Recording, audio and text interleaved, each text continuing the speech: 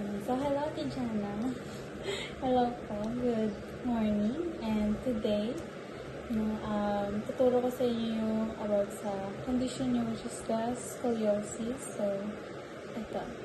Dito pala ang PPT. So, yan. Introduction to scoliosis. So, scoliosis is a sideways curvature of the spine. Ganyan. Yun yung abnormal curve of the spine. And yung kagaya nung nasabi mo sa akin, mild yung iyo, parang S-curve. So yun, parang kita-kita sa likod mo. Yung pagka-angat ng sa shoulder mo. Actually, makikita yung dito mo. So yun, mild scoliosis often appears during growth spurts in adolescence, which is ganun din yung iyo. Ganun din yung na-find out na yung bata ka, hindi mo pa nakikita. Then, ito lang nung parang nagpa-medical ka, napansin na merong slight curvature sa spine mo. Yun.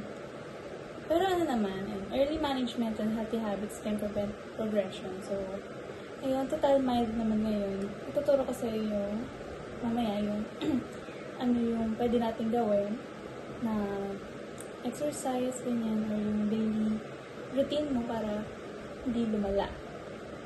So, next is, ano ba ang causes and risk factors ng scoliosis? So, meron tinatawag na idiopathic, yun yung unknown cause. Yun yung pinaka-common, gaya nung iba walang idea na siguro dahil hindi na nila na-recall yung sa history ng family nila. So, meron yung parang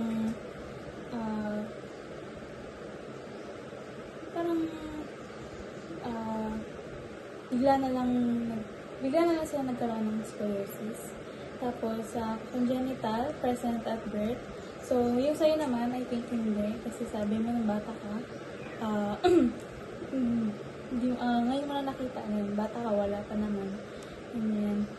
And neuromuscular conditions. Meron naman ito, katulad kanina, pag sabi ko na, family history of scoliosis. So, yung iyo, nabanggit mo na may scoliosis yung mother mo, so, na-inherit mo from your mom yung scoliosis. Tapos, meron din naman yung poor posture and inactivity. So, yun yung the way ng posture ng body natin. Meron yung parang laging tuba. So, parang doon na nasana yung spine.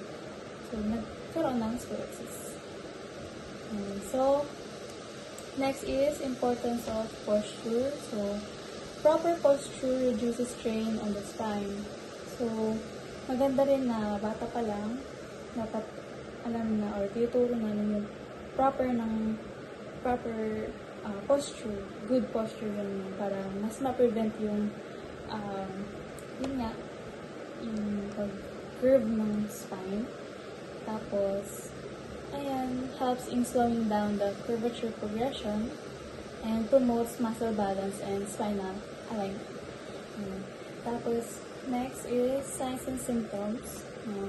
So, nakita ko naman nung pinakita mo sa akin yung likod mo and we do the test na kayo ko. So, dahil nga mild pa lang naman yung scoliosis mo, hindi pa masyadong kita yung pagka-uneven shoulders mo or hips.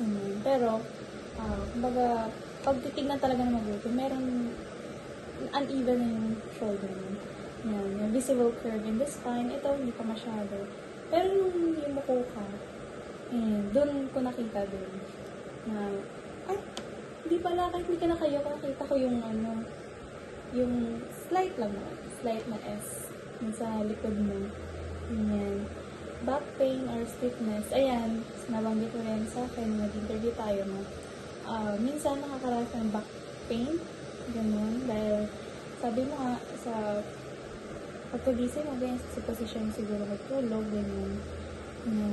Meron naman yung leaning to one side, fatigue after sitting or standing for a long period. So, hindi mo naman naranasan itong ganito.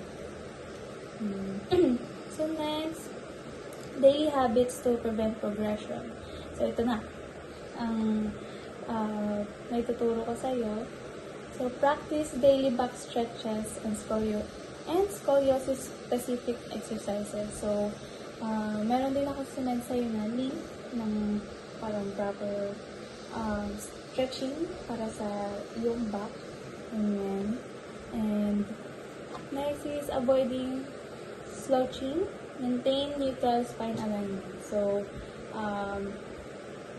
nabanggit ko na parang pag sinadya natin straight yung likod mo, yung likod mo, yung spine mo is nakakaramdam ka ng konting pain, di ba? Pero, need natin na, ano mo yun, yung somehow, i-try natin yung best natin na, yun nga, gawin yung kahit masakit kasi, para hindi pa lumala yung scoliosis mo, hindi siya maging super curve, hindi man lumala, ganun.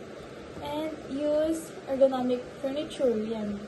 Yung mga upuan, ganyan, or sofa na dapat yung hindi siya nakaka-ngaray sa likod, hindi kahirap, dapat naka-relax lang. Tapos, stay physically active with low-impact activities. Yung mga light exercises, ganyan. Hindi naman ganun ka-rigorous, pero para din. Yun, para hindi ang purpose naman dito is hindi lumala yung scoliosis mo. So, ayan, ito naman, tuturo ko yung na-search ko na pwede yung exercise, scoliosis friendly home exercises kung hindi pa kayang pa-check,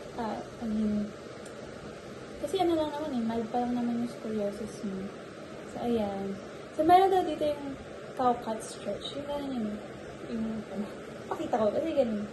So, kaya parang magaling. Parang, pusa, ganyan yung mga kawa. Ganun ka. Yan.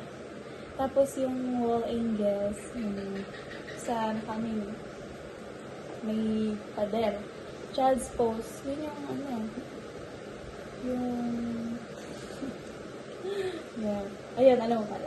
Tapos yung plank, ito naman may specific lang na plank. Kasi mayroong plank na pang, kasi ito pang workout yun. So, mayroong plank na naka-specify sa pang scoliosis yun. Kasi mayroong plank ngayon na pang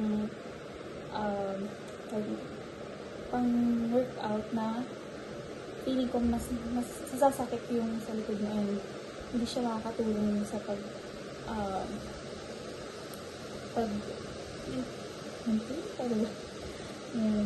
Ayan, pero ito, always consult a physical therapist before starting. Kasi baka, depende rin sa curve ng spine mo, yung pwede maging exercises.